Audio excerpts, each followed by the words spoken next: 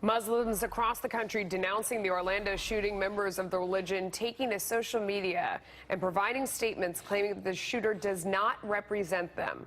Here to weigh in, Jasser, founder and president of the American Islamic Forum for Democracy. There is a big divide in this debate between how people want to address this. We had a guest in the first half hour saying that this is political Islam, which is very different from the religion, and you need to separate it.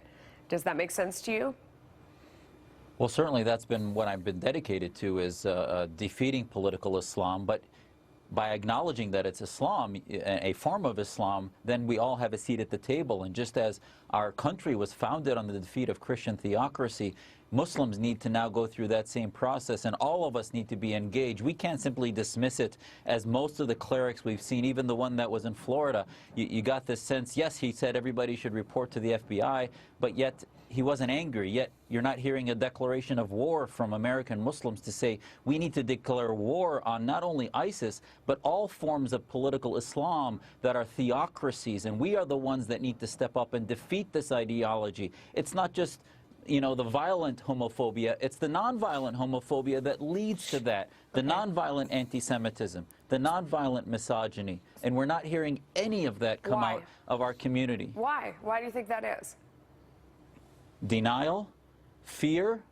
The countries all over the planet that are Muslim majorities, that are run by dictatorships that whip and flog dissidents, and thus the blasphemy laws that our president sort of adapts here in America, is because we are also, our government is afraid of our so-called allies in Saudi Arabia and Qatar that don't want to hear us use the term Islamism because they want to keep us in denial. They keep Muslims like me in the prisons of Saudi Arabia and Pakistan and Egypt. So therefore, it involves, when the president, if he were to name it radical Islam, it would involve a huge shift in policy to where it would no longer just be countering violent extremism, but countering violent Islamism that thus would have made the ideas of Mateen, long before he became violent, a appropriate focus of our homeland security. And meanwhile, we've been missing it, so we couldn't focus on it.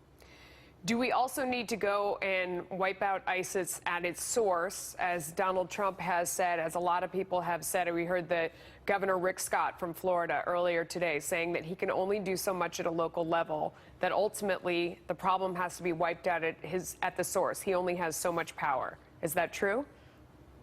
Well, certainly there's the whack-a-mole program has to continue until we figure out what the root cause is. We can whack-a-mole the lone wolves, which are not lone wolves, but rather from the ideology, or we can whack-a-mole the organizations, be it Al-Qaeda, ISIS, the Jamaat Islamiyya, any militant group that sets up shop. We have a short-term solution, which is to defeat them militarily. The long-term solution, they will keep coming back. We could defeat ISIS in 6 months, and in 2 years it'll keep coming back unless we help the third pathways in the Middle East of liberty and freedom against the dictatorship. We got to go. I hate to cut you off. We're up against a hard break. Thank you so much, Dr. Jasser. We appreciate it. All searching for answers.